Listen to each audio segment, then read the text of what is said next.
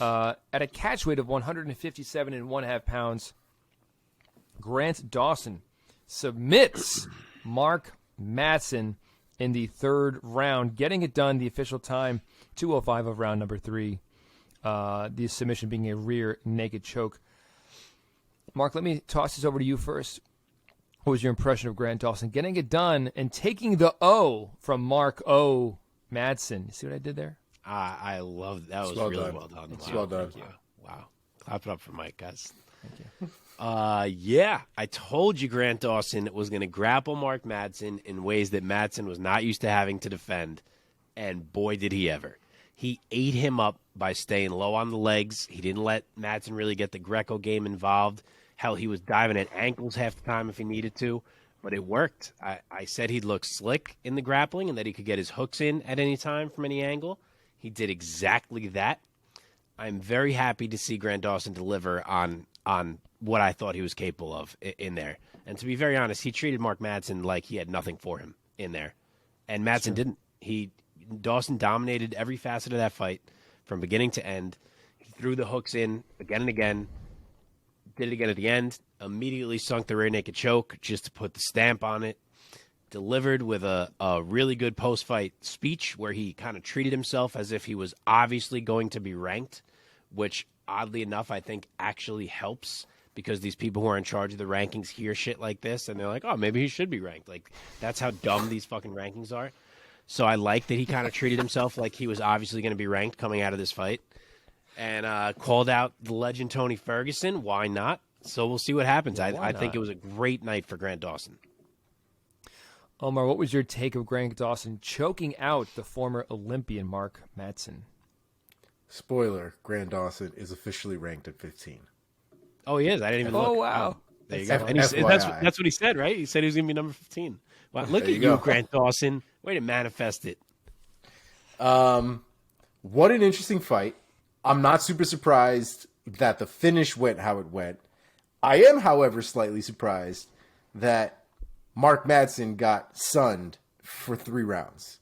He did. I think it's really, and we don't talk about this often because with a lot of strong wrestlers nowadays, like the Islams and things like that, we don't see them on the bottom very often. But Mark Madsen looked like a wrestler who has never taken a jiu-jitsu class in his life. That man, when he's on his back, looks like a baby who's just learned how to pick his head up. The man has no idea where to go, no idea how to get out of there, no idea how to even start to move from there. And just like Mark said, Grant Dawson was eating him up. I mean, it was like chum for a shark. It was crazy. The rear naked choke couldn't have come any easier in round 3. What I will say, though, is Grant Dawson was also like somebody who knew one takedown. And it's probably because that's the only takedown he needed. But the man was spamming single leg takedowns like I have never seen. Even DC switched it up from time to time off of the fucking single legs. Grant Dawson was taking this man's left leg to town every takedown. It was an interesting little fight. But like I said, Mark Madsen just exposed the shit out of himself because the realization is if you can take Mark Madsen down and Grant Dawson made it look relatively easy, Mark Madsen has nothing on the ground for you. With his shoulders to the mat, he has nothing for you.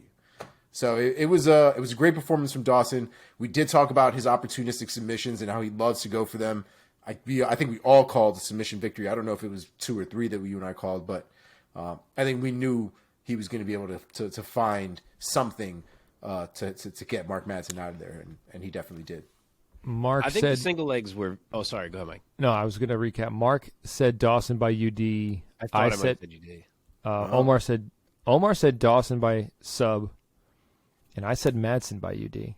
Foolishly. Did I say what round? No, you might have, but I didn't. You probably did, but Mike just didn't write it because he stinks. Yeah. But yeah, I think the single legs were very intentional from Dawson. I think. They were. Madsen, being the Greco guy that he is, he was like, I am not going near this man's hips. I'm not going near his upper body. I'm not engaging any of it. I am staying knees and below. I'll ankle pick if I need to, and I'm going to win. And that's exactly what he did. Yeah, man. He said it too. Like the week leading up, he had talked about like, I'm going to go for his legs. You're just going to see me on his legs for the entire fight. But the thing that's crazy to me is You can't go around, and Mark Madsen had been doing this a little bit about him being an Olympic wrestler and this, that, and the other. And that's totally fine. You got your medal. I respect it. No one's going to take that away from you.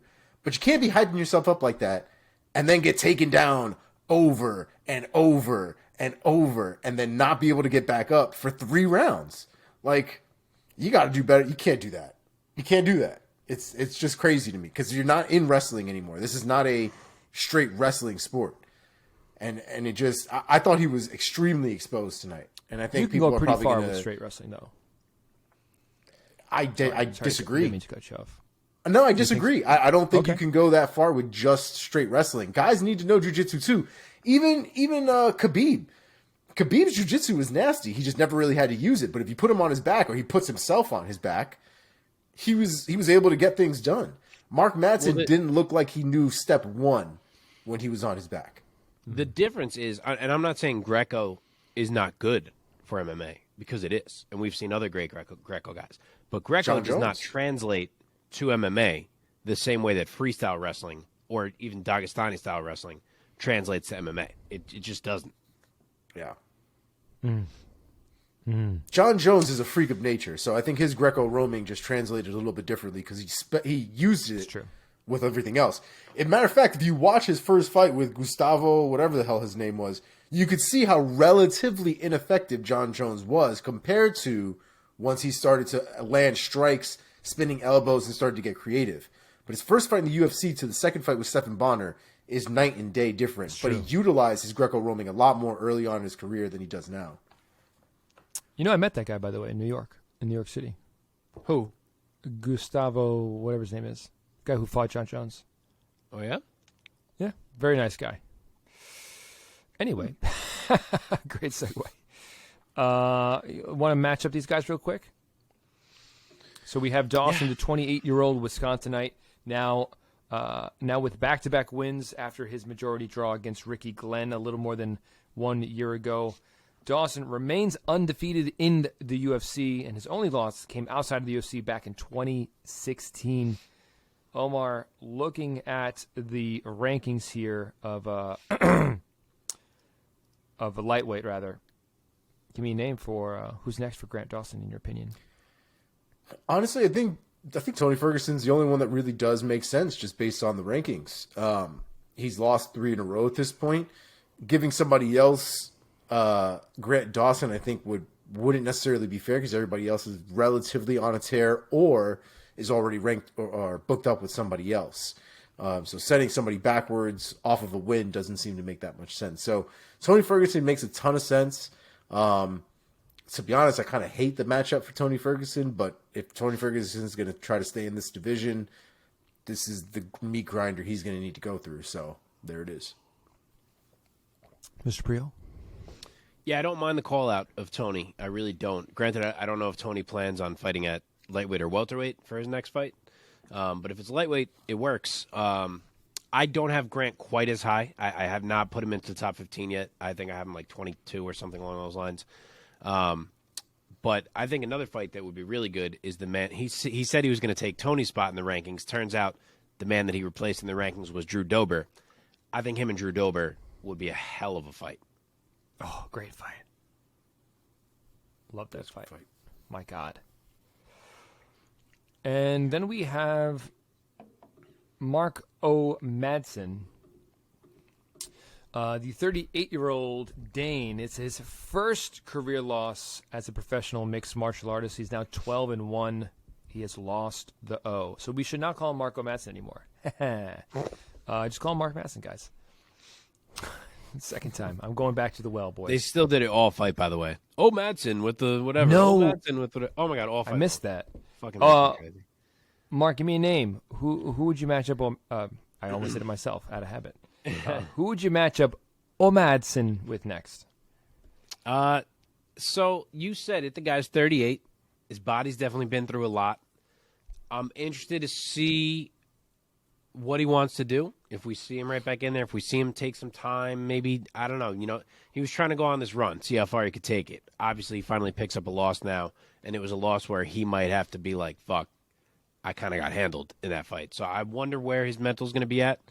assuming he's gonna keep trying to make a run here, I will say, how about the man who recently drew with Grant Dawson, and I'll put him in there with Ricky Glenn. Okay. Omar, any other bright ideas for Mr. there's Mark Madsen? There's a lot of fights that I wish could happen, but based on availability, they really can't. I would love to see him versus Ila Topuria. I think Topuria has way more to do, frankly, than Madsen. But goddamn, I would love to see that man railroad Mark Madsen. I think that'd be such a fun fight. Trying to get Madsen killed, man. I mean, whatever. And then there's Jared Gordon. Jared Gordon, I think, would be a very interesting fight as well, but he's already matched up with Patty Pimblett. I even thought Clay Guida would have been a fun fight, if we're being honest. Sure. Clay Guida's also matched up with Scott That's Holtzman. he just beat Clay Guida, Mark Madsen. That happened. Oh, that did happen. Oh, it did. It did. 3 for Clay Guida, yeah. Split decision. Yep. But the long and short of it, I was actually looking at... Who did I have here? Sorry. Oh, Jim Miller.